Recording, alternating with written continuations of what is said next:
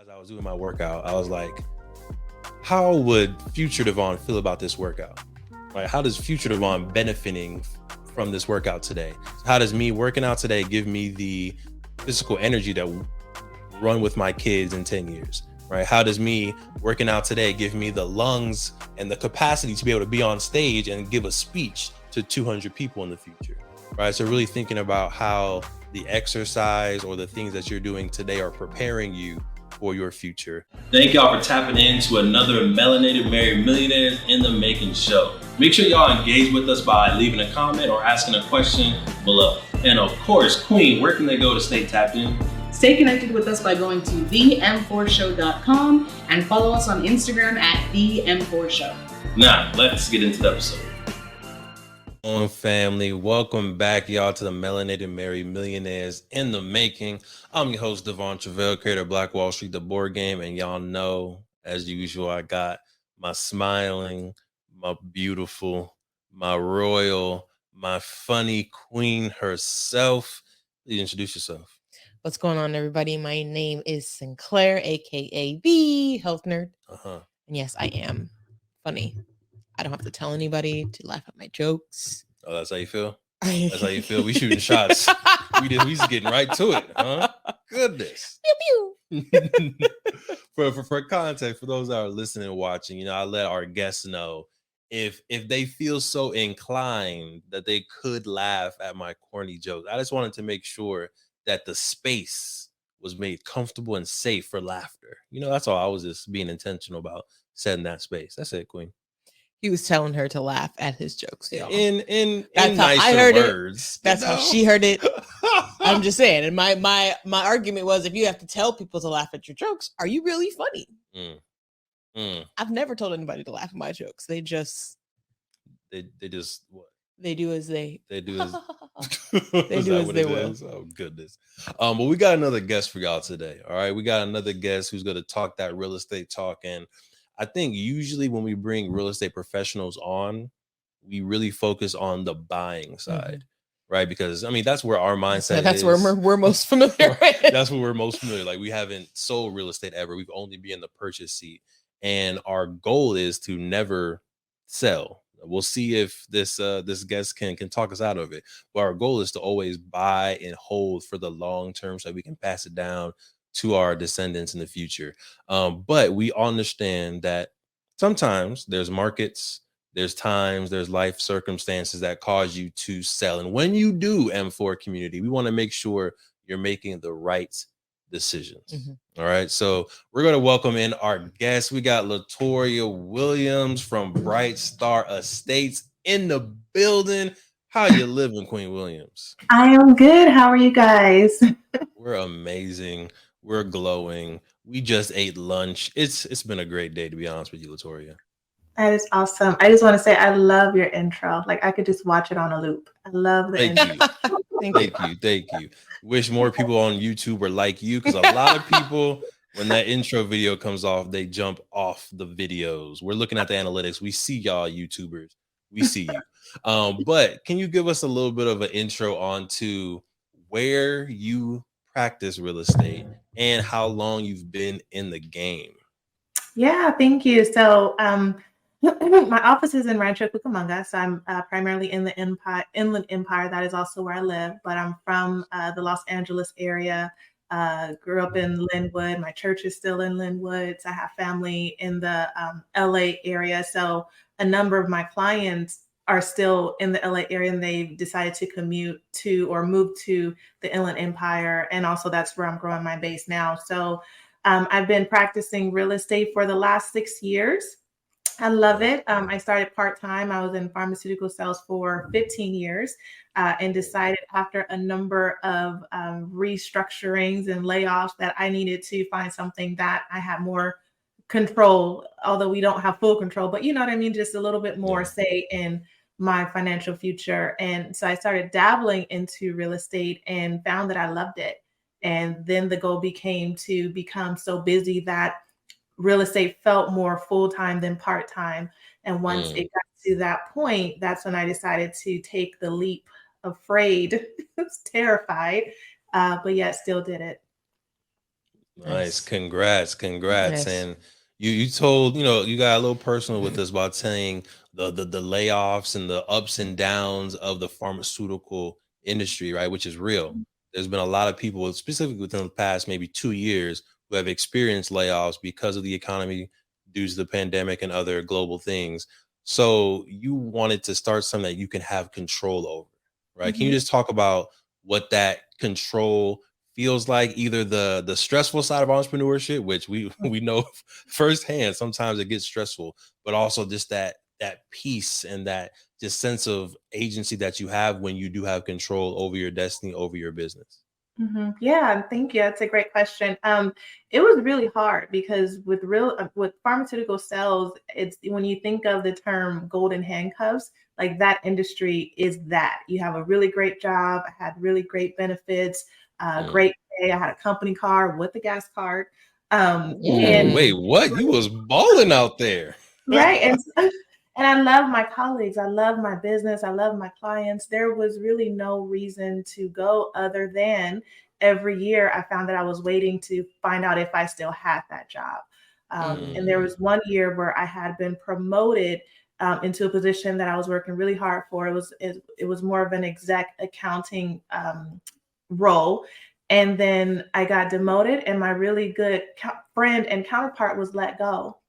And Mm. because I was newer to that position, I had this guilt that it probably should have been me. Like, why am I still here? Because it wasn't like one was doing better than the other. It had no bearing on our performance. It was just the number got pulled. And I Mm. realized in that moment, had that been me, I had no savings, I had no plan B, I had no backup. And so just that caused me to start looking at other options, realizing that as safe as that job felt, it wasn't safe. Yeah. And then once I got into real estate, all the things that come with entrepreneurship, I still don't necessarily feel like I have peace yet. I'm working towards it. Like it's even more of a hustle, but For it's a sure. hustle that I have control over. And that if I continue to work hard, it'll continue to grow because that's just how the Lord sets it up. So yeah. Yeah. I say. Yeah. I think you bring up a really good point on the security or insecurity Mhm. of a lot of the corporate jobs where, it in theory, you have everything that you would want, right? Like you said, you may have the corner office, you may have the company car, you got a She gas said a card company car and a and a gas gas car. car. We was Wild. living. Right. Right. And even in like the tech field, right? They make their workplaces like places that are, kind of Fun. fun to be around. Yeah. Yeah.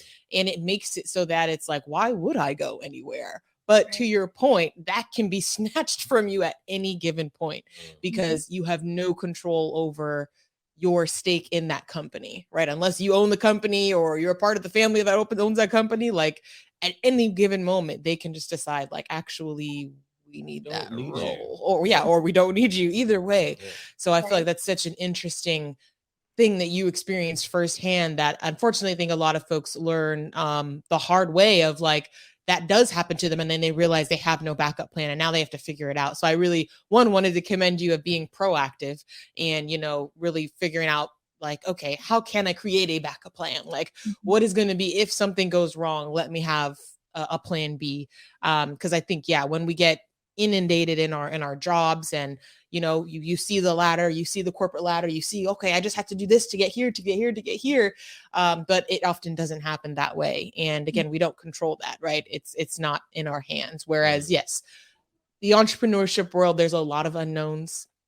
There's a lot of craziness. You may not ever get to that piece that you're talking about. Yeah. But I think to your point, that is definitely one of the benefits is that if you put in the work, Right. it will bear some fruit eventually. Right. You just got to stay with it. So, it's kind of a give and take. There are pros and cons to any type of lifestyle, to any job, to any, means of making money.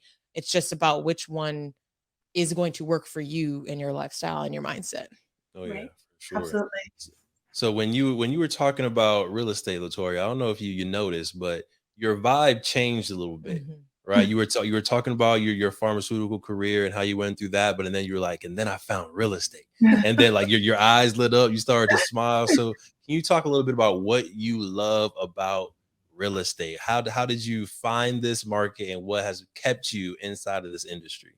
Yeah, thank you. And I'm glad you noticed that because that's really how I feel. But when it comes to real estate, I have a sales background, so I had a natural ability to connect with people and to explain things in a way that they could understand at different levels because I came from having to explain to doctors and then to nurses and as well as medical staff. And so being able to communicate with a number of people, I'm grateful that I learned that in that industry. But when I got to real estate, it became more about the families that I was getting to serve and realizing that home ownership for so many starts with a prayer. It starts with I really want to do this for my family. And so many of the people that I was helping, they felt like they couldn't do it. So it started with, let me help you plan to get into home ownership. Let's look at everything. Okay, maybe it's not ideal right now, but if you do these things, then we can get you here. And so because I have a strong faith, it almost became like, I don't know if it's weird to say, it started to feel more like a ministry. Like I have the God has given me the talent to help these people, to guide them in a way to where they felt like they couldn't be helped before. And once you start connecting with families that are finding homes and buying homes for their families, and you get to go back and see them, it's not a transaction. It's not just selling a product. It's not just a quota. You're really touching people's lives, and the more and more I started to do that, and the feedback that I was getting was that I was really good at it, and that people felt a sense of hope. When they worked with me, if they didn't feel it before, it's just fuel. Yeah, and it just all the things that come with it. I realized when I was in real estate, Sinclair, you talked about just that piece in entrepreneurship. It's like, will you ever get there? And again, I'm still working on it, but I realized when I was working in pharmaceutical sales, all I had to do was sell. Like I just had to show up with the pieces that they gave me, drive the car that they gave me. I just had to sell. I didn't have to worry about marketing or anything, a budget. Whereas when you start working for yourself, you have to worry about all of those things. It's like all of those things. And so there's a level of stress that comes with that, but it's fueled by the families that we get to serve. And so even on the hardest days, you just gonna make it happen. So I think that's where the passion comes from. It's just the families, the people. That's good. And I want to get to the selling of houses in a second, but you said something really good in that section where you talked about, before we can even talk about purchasing the house, we need to work. What's the plan? How are we going to get you to a place where you're even in the right place to purchase? Can you talk about what those steps were for some of those families that you were working with, where you would help them get prepared, whether that's mentally prepared, spiritually prepared, or financially prepared to make the biggest investment of their lives? Yeah, thank you. Oftentimes it starts with understanding why. Like, why is this a big goal for you? Why do you desire to purchase a home? Is it just because you need more space? Well, why is that? And as you start asking those questions of why, and it's so funny, my son, he does this thing where it's like a game where he's like, he just asks why over and over again. Why? Well, I'm hungry. Why? Well, because I haven't ate. Why? Because so once you go down that rabbit hole of why, and I started to do that with my clients, just understanding that the why is most important, because when they understand the true why to what they're doing, then it's easier for them to work the plan that we have in place. And often that starts with identifying where you are in your finances. Identifying, let's look at your credit. Let's build out a budget to see what you have already in place. Oftentimes people, they're afraid to look at their budget because they haven't been taught budgeting.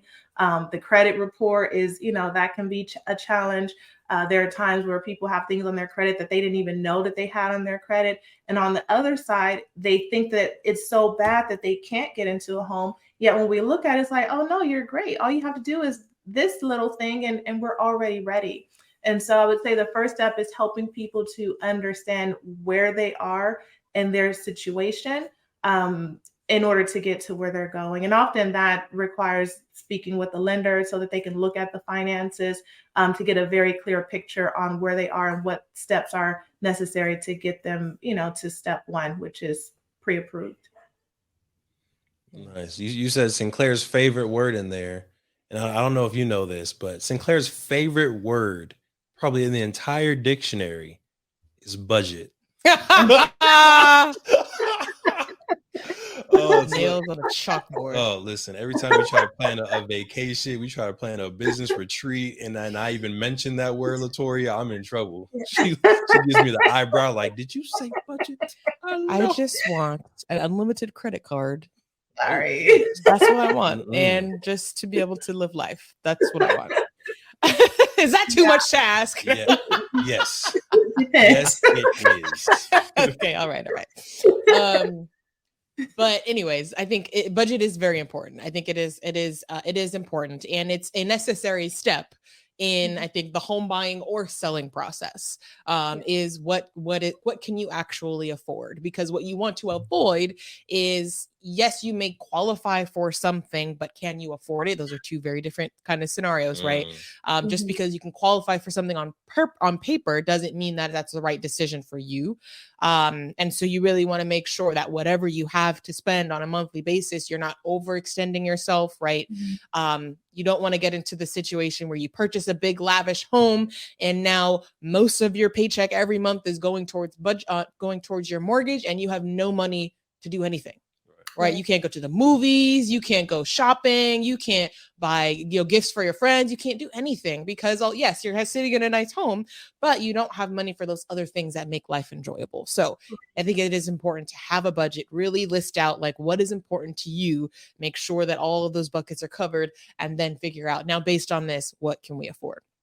Yeah. So although I push back, look at his face. He's like, yeah, you say that. But no, I am the first sounds good. Because you like to come up with the budget word after we've just dreamed about our dream house, dream vacation. And then he's like, so we can do all of this, but you only have $1,000. I'm like, what? In what world can we do everything I just talked about with $1,000? But anyways, I wanted to get back. No, I just wanted to say, that's so good. And the reason it's important to understand the budget is because when a person goes to meet with a lender to talk about getting pre-approved, they're going to look at certain factors. And all of those factors may not be that person's life. What type of lifestyle do they want? So they're being qualified based on the number that might be too big for them, when they take into consideration childcare or health expenses or just their quality of life, desired living. And so understanding your budget before you meet with a lender will help you determine, okay, yes, this is the amount that I'm qualified for, but this is what's realistic so that I don't find myself in a situation where I'm overextended. And yes, I have this nice house, but I can't afford to live life outside of it. Yes, super important. So we've talked a little bit about kind of some steps on the buying side. So now I'm wondering, and we haven't talked about a lot about this, like we mentioned in the intro, but what are some things that you need to start thinking about when it comes to selling? Like, first thing I think that comes to a lot of people's minds is like, how do I know when the right time to sell is? Like, whether in my personal finances, is there a certain number or certain thing that I can look at, or equity number or something that tells me now is the right time to sell? As well as like in the market, are there certain things happening in the market that I should be paying attention to that tell me now's a good time to sell? Yes, absolutely. So first, I think it starts with your own personal life situation. So are you in a home where now it no longer meets your family needs? Do you need more space? Do you need less space?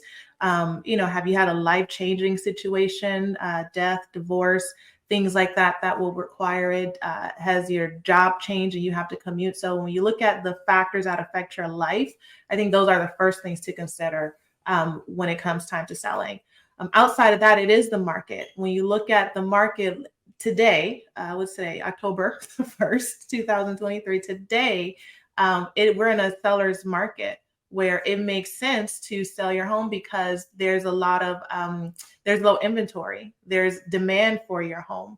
And so you're in a position where you have buyers who need homes and there are not a lot of them. So it's likely that your home, if you put it on the market and you price it right, it will get sold.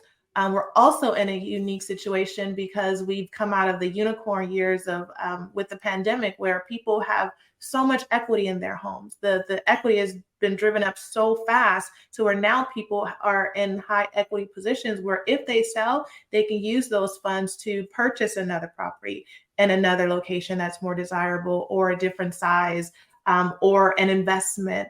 They can not only sell, but they can refinance and keep the home and pull out the equity to do upgrades or to buy a second investment. And so when you look at the market of why it makes sense to be a seller, it's when it's a seller's market and there's high demand, low inventory, and you're in a good equity position. Nice. That was good. I have a slightly different question. So I want you to pretend like you're talking to a couple who's against selling. It shouldn't be hard because you're talking to them right now. But let's pretend you're talking to a couple who has a house, but they're against selling. How would you kind of educate them or advise them on selling versus taking out a home equity line of credit where you get access to some equity to purchase another home, but you don't have to sell, or renting the house, maybe doing Airbnb or a long-term rental instead of selling it completely? What in your position and your perspective, what are some of the key benefits to selling versus some of those other alternatives that homeowners might have?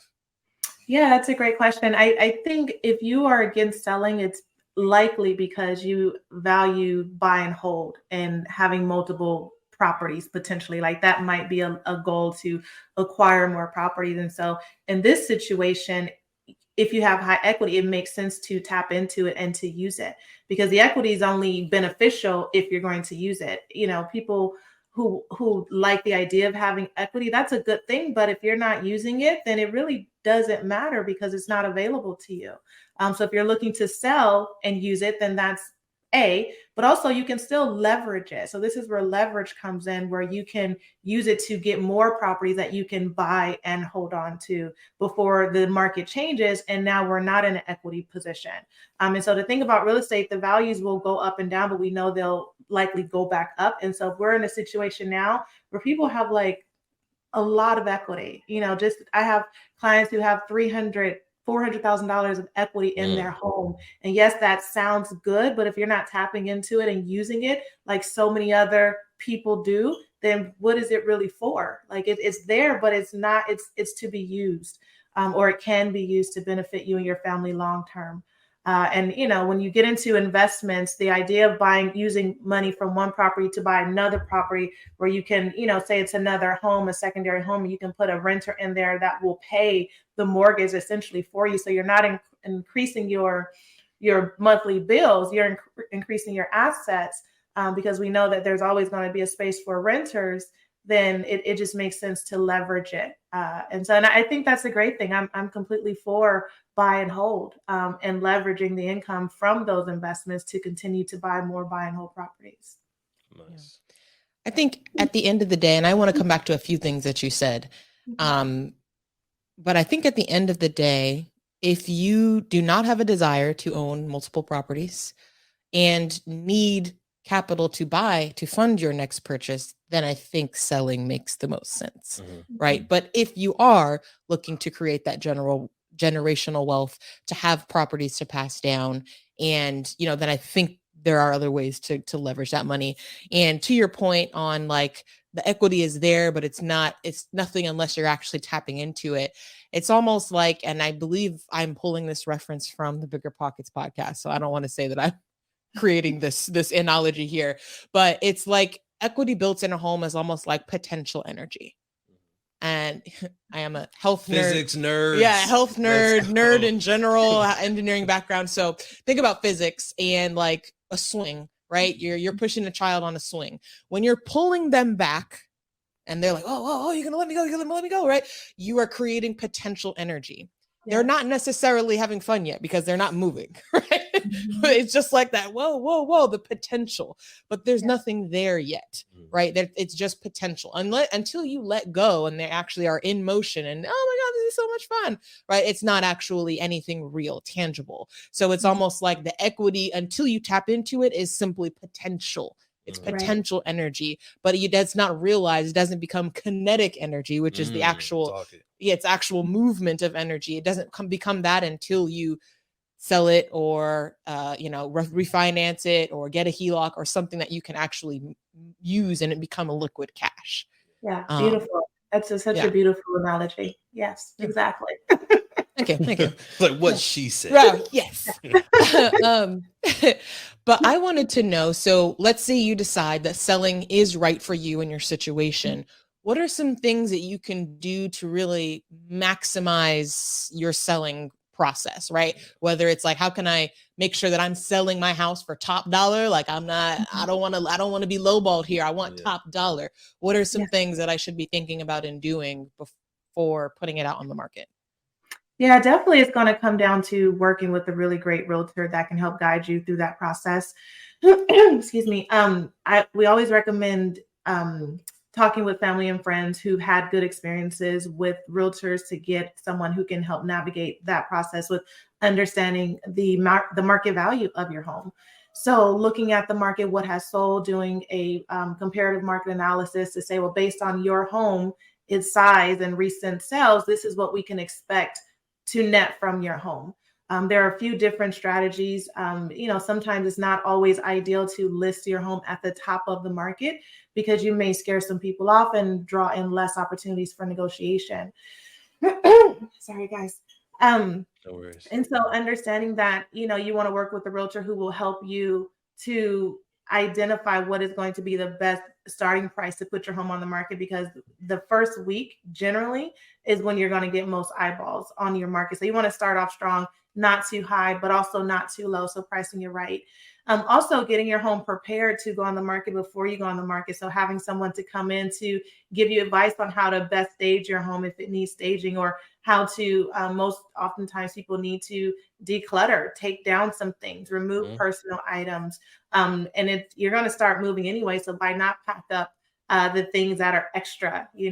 They say that if you look at a kitchen, half of the things there, you should probably remove them, right? So it's getting your home prepared to go on the market is crucial, because when people walk into your home, sometimes first impressions, that's all you're going to get. Rarely do you have buyers come back for a second look before they submit an offer. They may come back, but they're typically having that conversation of submitting an offer by the time they leave the house, especially in a competitive market. And so because we are in a competitive market, right, it's a seller's market, you have buyers that will be coming in with the intention of submitting offers. You want it to show the best as it can.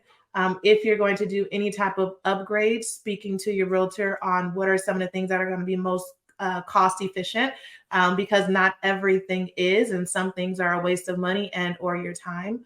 Can you name a few things that are a waste of money? Just a couple that you feel comfortable sharing, that you're like, typically people think this is a good idea, but it's not, gives you the best bang for your buck. Yeah, I mean, that's a great question. Realizing that your taste may not be someone else's taste. I'll never forget, I had a client who they were pretty bent on upgrading the whole place, right? And they decided to put in new carpet into the entire home. And they did. You and carpet are oxymorons. So number one, not a lot of people like carpet. And number two, not a lot of people like carpet. And so it was so sad though. I remember going, we got a buyer, and I went to pick up my lockbox after we closed escrow. And the next day, the buyers were pulling up that carpet. It was rolled up and in their truck the next day after closing, and it was brand new carpet. And so things like that are taste specific. We can't guarantee that the next person is going to like it, even if it is really great quality. But easy things like paint, using neutral colors, that's something that's good to invest your money in. If a home is truly outdated and you want to spend the money on upgrading the kitchen or the bathroom, those are some really great things to put your money into. I would say those are the easiest things, because that's where a lot of people see value and also expect it to cost a lot to have it done on their own dime. And so if you already do that, you just draw in more attention to your home, and people are happy about it. Yeah. That's really good. Go ahead, Queen. And I think even on the bathrooms, again, another bigger pockets gem coming y'all's way. Another even thing that they're talking about, like, and when it comes to the kitchen, is like the cabinets. Rather than like replacing all of the cabinets, you can just get them painted. Yes. Right. If you got really good structural cabinets and they're maybe just a little outdated with the color, painting them can almost give it a whole new look, right? Maybe some fresh countertops and painting the cabinets. We're going to save you a lot of money and, kind of give it that updated look. Yeah. It makes a huge difference. Yeah. So when we were doing our little bit of house shopping, Latoria, we had the privilege of seeing some open houses. Ooh, are you going to talk about the... What was that, Queen? You can talk about the first one we were all gung-ho about? I'm going to talk about a couple of them.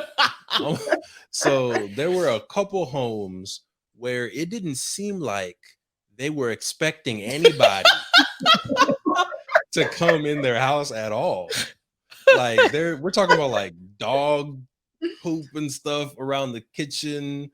We're talking about like their cabinets weren't not forget painted. Their cabinets were sometimes like missing, non-existent, like cabinets like hanging on by a hinge, ashtray full of like just things where, like, mind you, the realtor's like standing outside, like, welcome in, like all these things. Right, like, let me know if you have any questions. We got the owner in the second living room smoking. It's like, what are we doing right now, sir? Are we doing? Do you want to sell this house? And then there was another house that we went into, almost the same scenario where, again, it doesn't look like they were trying to sell it. The entire family was sitting in the living room watching TV, dog walking around. The people who are trying to sell the house are cursing. It's like, this is not an environment that welcomes a buyer. And then flip to the other side, the house that we did end up actually buying, new-ish. I mean, like they did some renovations, updated, clean, right? No one was here except the realtor. Another house that we went to was nicely staged. So it's just like, I think it's a huge difference in the experience as a buyer, right? When the seller knows you're coming, they prepare the space intentionally for you. Even if it's just cleaning, please prepare the space. It can make a difference from getting an extra 10, 20,000 on the back end, y'all. And anything y'all want to add to selling before we move on to, I want to talk about 1031 exchanges very slightly, but any other tips about getting the most out of selling your house or preparing emotionally, mentally, financially to sell your house? All right, y'all, we're gonna get right back in today's episode, but of course we gotta give some love to our sponsor. If you are out there and you're looking for a way to leave your 9-to-5 job, you're looking for some solid steps and guidance into starting your business, then you need Launch It. 7 steps to launch your business. You can go to launchitcommunity.com, get yourself resources, access to masterclass classes, and of course the book Launch It, 7 Steps to Launch Your Business to save you time and money in your entrepreneurship process. Head to launchitcommunity.com and grab your book today. Let's get back to the episode. Yeah, that's so good. Thank you for sharing that. And those are real life experiences that I, even as a realtor, when I'm showing my buyers, experience those. And so the tip would be to always expect your buyer will knock on the door that day. And how do you want them to see the home, right? So when you leave the house for work in the morning, wash the dishes, clean things up, because you might have a realtor that calls your realtor and says, hey, my clients were in the area. Can we show the home? And so with that, being flexible with your showing window, because we also encounter a lot of sellers who have very finite showing times, which yes, that works for you, but you're trying to sell the house. So you really want to make it as accessible as possible, with the understanding that you might not have that buyer come back if it doesn't work with their schedule that day, because they're going to look at something else. And your home could have been the one that they chose, but they just didn't get to see it. And so be very mindful of your showing windows, making sure that it's always presentable. And when all possible, take a walk. Don't be there when the home is being viewed, because it's a little uncomfortable, but also you want buyers to feel free to really look at your home entirely. And usually they don't if you're there. Like they'll peek, but it's a quick peek. Versus if you're not there, they may linger a little bit and really start to envision themselves in the home. And so you want that experience for them. Yeah, I think to your point, like in that house that we were walking around, where the family was there, like I wasn't saying much, Where normally we're all Right. like, oh man, this room we could put the shelves here, and then this room, like you said, we're really envisioning ourselves there. But yeah, with the family there, I'm like, I don't want to like say something that might offend you or say like, oh, why would they do right? All these things that I might freely say if you weren't here, that really help us evaluate whether this is a property for us. So we were just like, I'm just like mentally taking all of these notes so that we can talk about it when we left. But yeah, I think like things like that are super important. There was also another house we were trying to see where they were only seeing like Wednesday afternoons. And it was like one, most people are working during that time. Two, like 1 day a week. So it was like we missed it one time and they were like, okay, well, next Wednesday you can come back. It's like you have a whole weekend after that. We have 6 showings this weekend. The likelihood that we'll be back next week is very low. So it's like, yeah, these are all things to really keep in mind that if you're trying to sell, you really have to put in that effort and make sure that, like you said, the house is always presentable and that at any moment your buyer can come knocking on the door. Super important. Yeah. And I think just one last thing I want to add before we get into the 1031 exchange is start doing some research too. If you are trying to sell on value added things that are going to add value, right? Things that increase your equity. So as a real estate investor, even when you are, so like, right, we have our Chicago property that's getting renovated right now. There are certain things that you might do in a situation like that. And there's other things that you may not decide to do, right? Just because it doesn't add as much value. I think it also may depend on what you're planning to do. If this is more on the really investing side, there's like certain moves that are right if you're planning on long-term versus short-term renting, not necessarily relevant for the selling conversation. But I think, like you said, focusing on things like the kitchen and the bathrooms, I think are usually good bang for your buck, like updating those first. And then everything else, throw some paint on it. If your floors are really bad, maybe there. But, again, like you said, like things like carpet are generally kind of outdated now. So probably investing in new carpet in 2023, not a good idea, right? Get some laminate, get some hardwood, something that, is going to be enticing to the possible buyer. Because even as a buyer, I also don't want to be, especially like a house like this is an older house that was renovated. So the hardwood floors, I feel good about knowing like these have been cleaned, right? Like I feel good about this. If this was carpet, this house was built in 1941. How many people have been walking? How many germs, bacteria is on this carpet? Things like that you got to think about. So just wanted to bring No, that's so good. And one of the things I think about, like even as you're living in the home, so when you first buy a home, think with the end in mind. So as you're making upgrades for yourself, like, you don't want to wait until you're ready to sell to think about doing all these things. Think about as you're upgrading the home for your own comfort and your own life, will this investment that I'm making today for myself be relevant for when I sell the home? Will it attract buyers in the future? So yes, I want to enjoy it now, but also have the end in mind, so that you're not forced to have to consider all this money that you might want to spend again to get it to something that appeals to most people. Yeah. Speaking of having the end in mind, I feel like in most situations, not all, when folks are selling their house, it's to move hopefully into another house, right? Which the 1031 exchange, I think, could be a very useful tool in this movement. If folks haven't been introduced to a 1031 exchange before, can you talk real high level, right? Just introducing them to what is a 1031 exchange and why they might want to consider it if they're selling their house. Yeah, that's a great question. So typically a 1031 exchange is something that I experience with investors who are buying properties that they're not necessarily going to live in. If I, as a traditional buyer and seller, am looking to use the investments from my property to move into my next property, that I can just roll those funds into the next property. With the 1031 exchange, when you do use it, you just have to identify the property. There are certain timelines that you have to use. So 45 days to identify the property, and then 180 days to close on the transaction.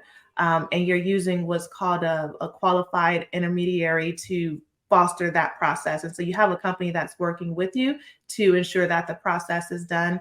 And usually both parties just have to agree. And on the other side, usually that party will agree to it because it's at no cost to them. And escrow and that qualified intermediary, they work together to get it done. And so what's going to be key is the timelines, right? Identifying in 45 days and then completing within 180 days. Oh yeah. And to my knowledge, you do the 1031 exchange because you are trying to not pay capital gains tax on that sale that you just did, right? You just sold your $500,000 house. Well, let's just say you made $500,000 for the sake of making the calculus real easy. That is a hefty tax bill that you would have to pay if you didn't participate in the 1031 exchange, right? So that's one of the benefits and why you want to make sure this timeline is intentional. You had your strategy, you had your plan. That way you can roll in your full profits from your house or your investment property into the next house instead of losing possibly 20 to 30% on paying capital gains tax. Queen? Yeah. So go ahead. No, go ahead. So this sounds like basically my understanding of the IRS, Uncle Sam. My understanding of the IRS, like y'all had a sit down conversation. Last time I checked in, they want their money anytime that there is a profit made.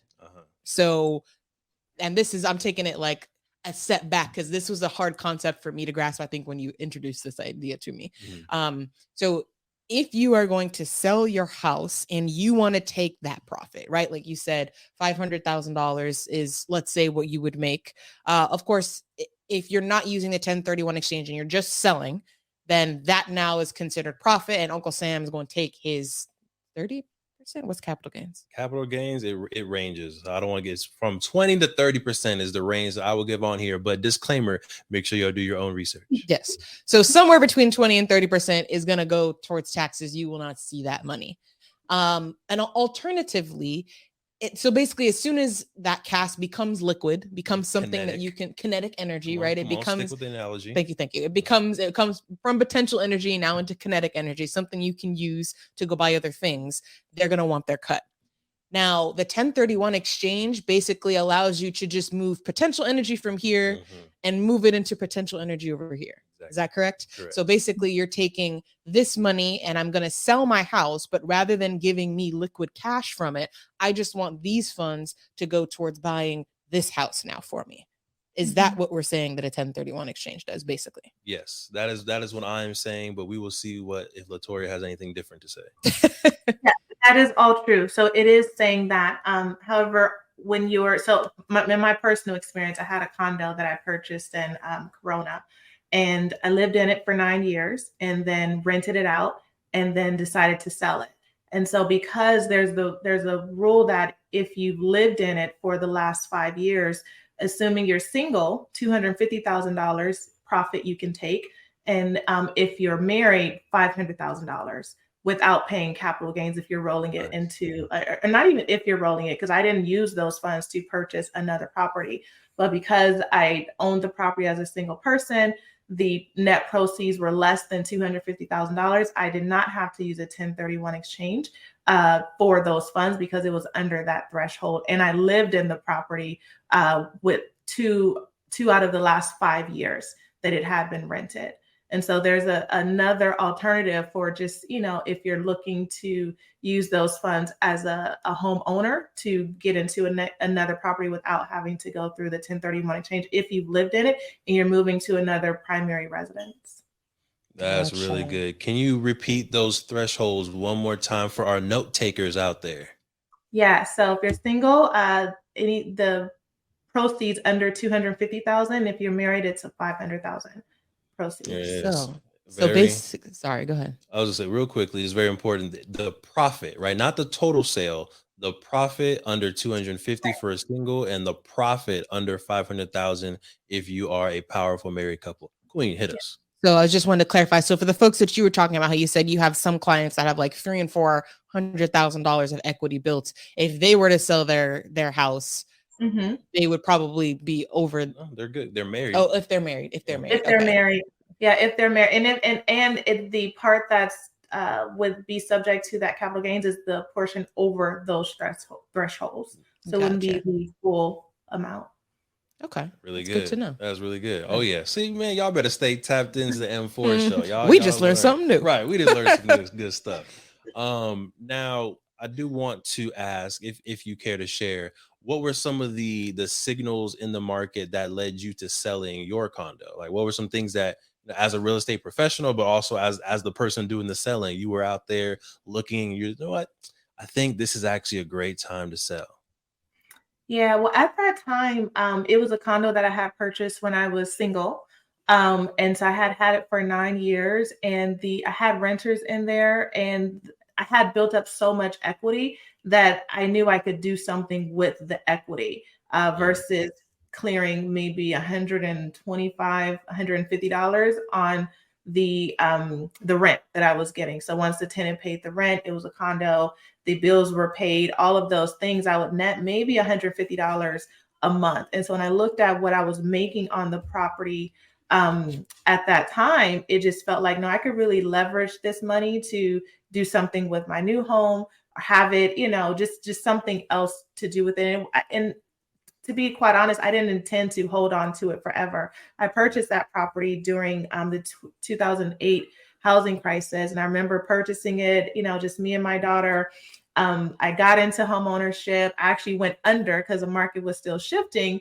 And I saw the equity build up over that time to where by the time I sold it, it had doubled in what I purchased it for. And so by that time, I'm like, okay, this is what's supposed to happen in real estate. This is a good time to sell because there's so much here. Had I held on to it for maybe a year later, it would have gone up even more, because then we got into COVID and the prices went up. So you never really know when is the best time to sell, or is it the right time to sell. I think it's going to come down to your individual life circumstances at the time you're considering it. And for me, it doubled, and that was my okay. I'm out. Right. I'm out. Doubled up on them. Get me out of here. All right. Well done. Congratulations on the first one. Congratulations on the one that you're in now. Love to see it. So we're going to take a little bit of a break and get to our Ask the Claire segment. All right. I know we've been shooting questions left and right towards your way, but now you get a chance to relax a little bit, and you can ask the queen a question about health, or us a question about our wealth journey or our love journey. Awesome. The question that comes to mind, so as an entrepreneur, I feel like I'm constantly on this health roller coaster, trying to have the energy to run the business. Like, I feel like if my energy was great, we could just soar, because oftentimes it's my own energy level that's the challenge. I'm not pushing as hard as I know I could, just because I'm tired. And so I just wanted to know, like, what do you recommend for maintaining good energy and a great mindset around the business when it is challenging to grow? Yeah. That's really good. Queen, you want to give your perspective, then I can give mine. You want me to go first? You go first, and then I'll sprinkle from like the health point of view. Yeah. But I feel like yours is probably gonna be energetic. You think so? So, I mean, I have a couple tips, maybe 2 or 3. One, I think, is scheduling time to do healthy things, right? Whether that's yoga, whether that's going to the gym, whether that's meditation, whether that's cooking a really healthy lunch, but like put it in your schedule, just like you would if you had a showing, just like you would if you were going to a real estate conference. You would put that in your schedule so you know to do it, right? So I had to do the same thing. Devon, this is the time you go to the gym. This is the time you eat a healthy lunch. This is the time you read, and really follow that calendar, because all of it is business, right? Keeping yourself to your optimal condition, whether it's your mentality or your physicality, is business. So it goes in the calendar. My second thing would be I really like to meditate and like visualize the future. And I did this today. I was just thinking as I was doing my workout, I was like, how would future Devon feel about this workout? Like, how does future Devon benefiting from this workout today? So how does me working out today give me the physical energy to run with my kids in 10 years, right? How does me working out today give me the lungs and the capacity to be able to be on stage and give a speech to 200 people in the future, right? So really thinking about how the exercise or the things that you're doing today are preparing you for your future. And although you won't be actually able to do it in real life, your future self will thank your past self. Right. And we've literally done that before. Like, oh, thank you, Devon from the past. Devon from the past will never actually hear it, but I know that I'm going to thank myself in the future. So I'm going to do it today. Okay. So those would be my two: visualizing and actually putting it on the calendar so it gets done. Good So recommendation. Thank you. I think for me, it's going to be to make sure that it is truly a priority. So kind of just piggybacking off of what he says, right? Most things that you know are a priority to you end up on your calendar, right? Especially as entrepreneurs, right? If it's not on my calendar, I'm sorry, it was probably never getting done in the first place. So it's like, you really do have to like schedule these things in. And I think when you're working for a company, your health is not as important, because whether you're feeling crappy or whether you're feeling good, your paycheck is exactly the same, right? You got sick days, right? It's a very different mindset once you go and step out and you are your business now and you are an entrepreneur, because as you said, right, how you feel is going to affect your output for the day, and your output for the day directly impacts, right, the future state of your business and the money that's coming in. So I think it's a little bit different, and I think we have to really physically start to prioritize our health in a not only in a time way, but also money. Start paying a little bit more for the organic fruits and vegetables, right? Why? Because you'll get less toxins in your body, right? Pay for that gym membership, get that personal trainer, download that meditation app, right? Because it's an investment, because now you have physical evidence that shows when I feel good, we are getting work done and we're bringing this money in. When I don't, like, it's the opposite. And so I think it's just really important to invest in your health in all of those ways. And then I will also just say, as so like we're a couplepreneur, if you will, where Why you say it like that? I feel like it's like a buzzword, like couplepreneur. But we are very different when it comes to being entrepreneurs. He's like the go one. Like, he gets energized from his to-do list and like crossing them off and just doing things like he's like, oh yeah, I'm good. I very much burn out and need those like rest days. That's super important for me. He can't do rest days. Like, there's not a day where he can do nothing. We're different. We're different beasts. But you have to kind of identify what type of person you are. Not that there's like polar opposites. You can be somewhere in the middle too, but really start to identify like what charges you up. Right? Is it interacting with people? This can go from like really knowing yourself from like an introverted, extroverted type of way, right? Do you get charged up from talking to people? Should you call a friend or call a family member? Or is it the opposite? Like for me, I like to just talk to nobody for a little bit. Like Saturday, he went out and I don't think I talked to a single person. I said thank you to the person who delivered my food, and that was about it. And that was the most recharging day that I had all week. So I think it's really knowing yourself and making sure that you are building your lifestyle around that and not trying to be who you think you should be in order to accomplish your goals. What I mean by that is, I used to try to be like him. I used to try to like, okay, I got to get up early. I got to do all of these things. And then I would burn out and be like getting frustrated at him because he's like, we got to do this, we got to do that. And I'm like, I need a second, right? Yeah.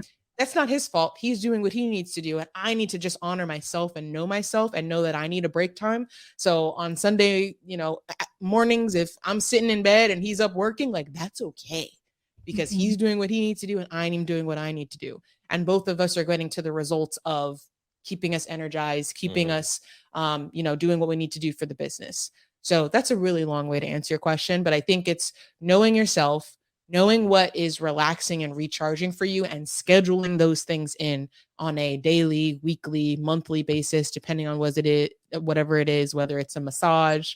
I don't know if you've ever been to Glen Ivy. I know you're down here in SoCal.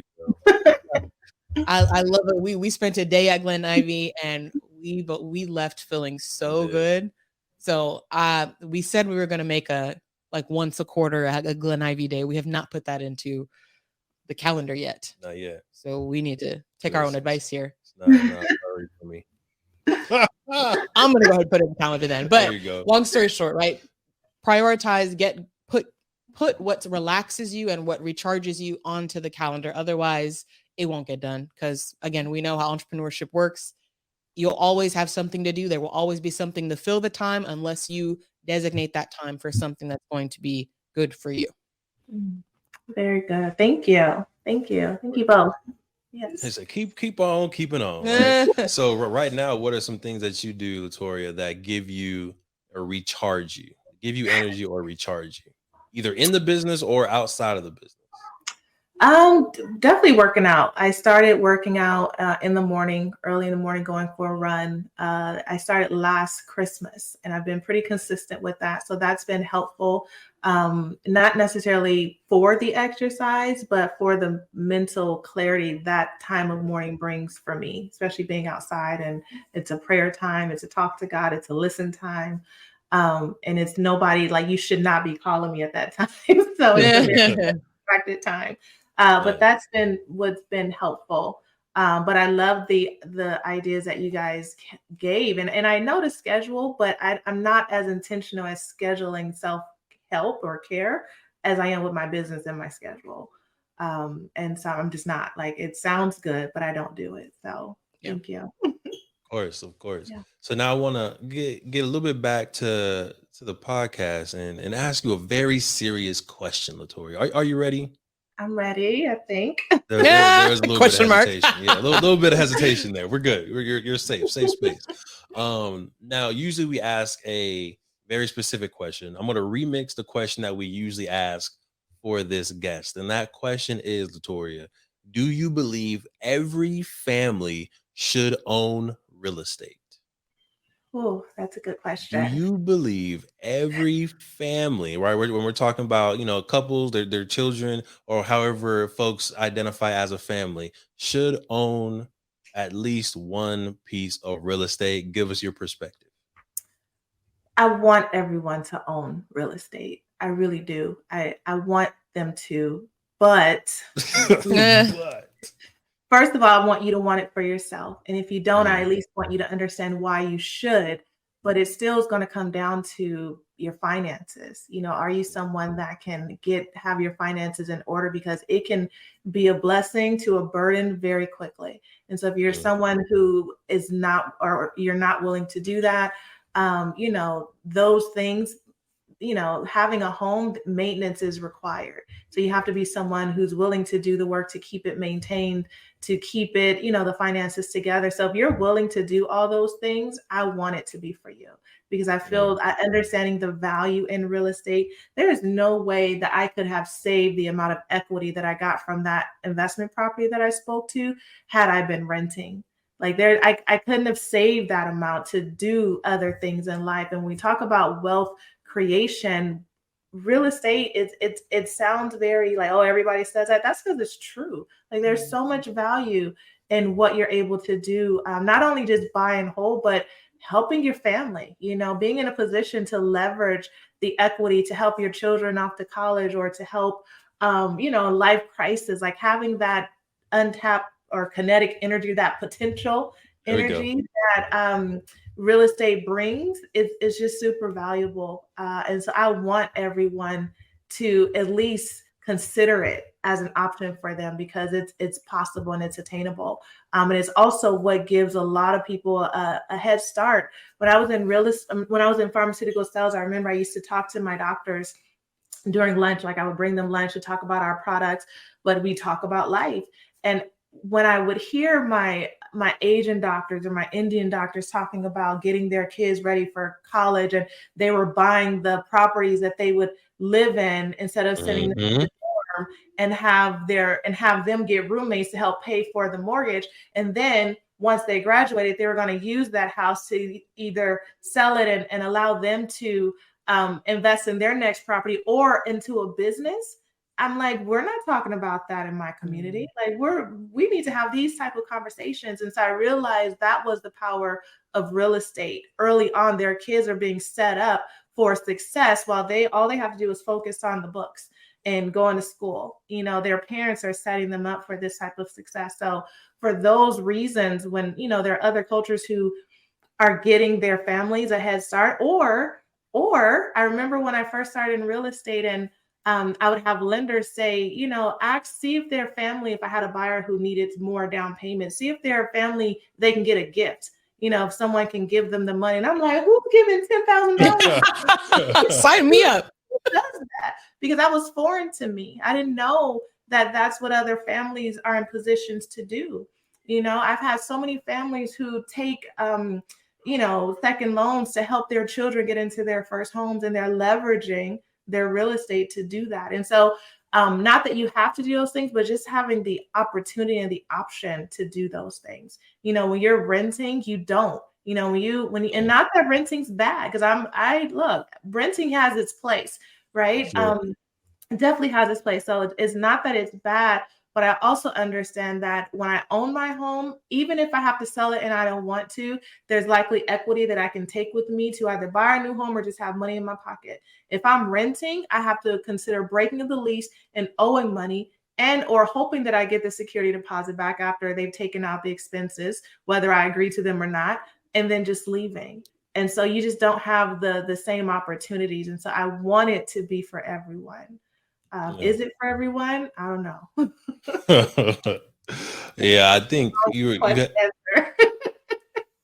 made some good points about how some other cultures, as doctors, they buy the house for their kids years before the kids are ready to buy their own house, right? But it's really a move for that next generation, so that they can have a place to live, so they can continue to build equity, and then if they want to exit that home and then start their own business or buy their own house later, they can. And coincidentally, I had the same vision. I knew you were to say when I was just a young pup, Latoria. I was a young kid in college, and I made a phone call to my dad. And I was like, Dad, we should buy this property up here. Me and my friends can live in one unit. It was a fourplex, Latoria. It was 4 units in Davis, California. Fourplex, 4 bedrooms in each. Yes, each unit, townhouse or each unit had 4 bedrooms, 2 baths. Was it 2 baths or 3 baths? Probably 4 bedrooms, 2 baths. Very good stuff. 3. Yeah, 3 bathrooms. Right, because you had yours, then the other people had 2 bathrooms. Oh. But that house, when we wanted to buy it in 2013, was $600,000. Right, it seems like a lot, but again, 4 units, each unit 4x2. And did you say the location? Location was in Davis, California. And literally like walking distance to campus, like bus route, campus bus stops right there, like the first stop. I asked my dad, I was like, Dad, we should do this. He was like, I don't know if that's a good move. I don't know if I trust you and your friends to pay the rent. And I was like, Dad, it's a good move. We should do it. He was like, no. Long story short, we rented there for like 4 years. And then the people after us also rented there. But now when we look back at the house, $1.3 million. Wow. So we could have had $700,000 of equity split it between me, my dad, and whoever else would have helped us get the property. If we would have just bought it and let the students who were going to rent it, right? It was a college town. It was going to get rented either way. But my point here is, whether you're owning a house and it's your primary residence where your kids are going to live and your family is going to live, or you're buying a house for your kids to live during college, it's a generational move. It might not help you out in this lifetime, but your condo doubled in 10 years. Our condo is up like 40% in 4 years. We know that real estate is going to appreciate, and rental income or rental costs are going to continue to go up. So owning is almost a secure way of making sure the next generation has a place to live and they have affordable rents, not necessarily for you, but for your little babies. For the babies. All right. And you're paying the mortgage anyway. You're paying the owner's mortgage. When I work with my investors, their first question is, how much are the rents? Are they market value? Can we go up, and will it cover the expenses? And the expenses being the mortgage. So as a renter, you're already paying a mortgage. It's like, why not get the benefit of that for you and your family? So yes, like what Jamal says, everybody's in real estate. Facts. Everybody is in real estate, whether you buy houses or not, whether you sell houses or not. Everybody's in real estate because you're either paying your own mortgage or someone else's. But yeah, I think that's a great point, that you're in the real estate game, whether you like it or not. Just choose which side you want to be on, right? You might as well get a benefit from it. Yep. All right, y'all. We have Latoria Williams. Make sure y'all tap in, follow her on Instagram at Latoria_Williams from Bright Star Estates. If you're in the IE, if you're in Rancho Cucamonga, you're in Corona, you're in Fontana, you're in Riverside, if you're in San Bernardino, if you're in any of the amazing cities out here in the Inland Empire, make sure y'all tap in with Latoria Williams to help buy you a new house or sell the house you currently in. All right. We appreciate you. It's been a good podcast. Hopefully we didn't scare you off too much. No, this was great. Thank you. I'm so enjoying this time. Thank you. Of course. Now, as we're ending the show, I do want to give just one more bit of advice that you have for folks that are considering selling, right? Maybe they have their condo, maybe they have an investment property out of state, maybe it's their family house that all three of their kids grew up in and they're finding it hard to let go. What advice would you have for anyone who might consider selling a property? I would just say to have a conversation with a qualified professional that can help with the process. And so a lot of the thoughts stay as thoughts. So you don't really understand what your true equity is or what you can really do. What are some of the options to pull out the funds and maintain the home? And so I would say to get in front of a qualified professional who can help you with answering some of the questions that you don't even know that you have, but also give clear direction on what you can do. And it goes back to your why, like understanding, like, am I looking to do this because of fear, or is there an opportunity that I'm just really not tapping into, that if I have more information, then it can help me make an informed decision. Because I think that's a lot of what stops us, is just not really having all the information to make the decision. No, that's good. That's good. All right. Well, we appreciate you for coming through, and hopefully we can get you on the show again to talk about the buying side of things, and also tell us a little bit about the real estate in Rancho Cucamonga. That's probably where we want to end up eventually in the next 10 to 15 years. Not against it. Not against it. Cool. Like growing up in Riverside, Rancho was always where it was at. In terms of like the best restaurants. Foods. For some reason, restaurants, it's better now, but like restaurants don't be staying open here. But like Rancho had the mall, it had like the food. So we was always out there. So, you know, I'm not against that notion. Queen, hit us with any updates that you have for this week. You want me to do the financial literacy, or you want to do it? You do whatever makes you smile, Sinclair. Okay. So we still have our 10-week financial literacy program, the Leaders Innovating Tomorrow program, where we take high school, middle school, and newly elementary school students through the process of identifying a problem that they see in their community and then creating a business idea that solves that problem. So we're trying to create the next wave of solutions-based, financially free entrepreneurs. So if that sounds like something you want your scholars to be tapped into, hit us up at info@playblackwallstreet.com and let's talk about how we can support you and your scholars. Boom, there it is. Well done, Queen. And right there in the same lane, if you're interested in getting Black Wall Street, the board game for your family or for a loved one, make sure y'all head to playblackwallstreet.com and get Black Wall Street, the board game. This is your fun way of learning about the history of Tulsa's Black Wall Street and increasing entrepreneurship and financial literacy for your family at the same time. Playblackwallstreet.com. Go ahead and get yourself a game. Change your life.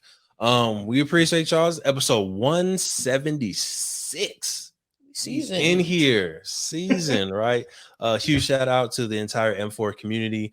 Please continue to like, follow, and subscribe wherever you are watching and listening. And we'll catch y'all on the next one. I'm your host, Devon Truvel, creator of Black Wall Street, the board game. And I'm Sinclair, aka the Health Nerd. Make sure y'all secure the marriage. Make sure y'all secure the love. And of course, make sure y'all secure the bag. Peace. Thank you for supporting the M4 show and our mission to increase the wealth of Black families. If you received any value from this episode, any value at all, any, do us a favor and give us a like and subscribe on YouTube and Apple, Spotify, anything, all of them, all of them, wherever you're listening, go ahead and like and subscribe. And after you like and subscribe, make sure you send this episode to at least one family that you really want to see win. We'll catch y'all next time. Peace.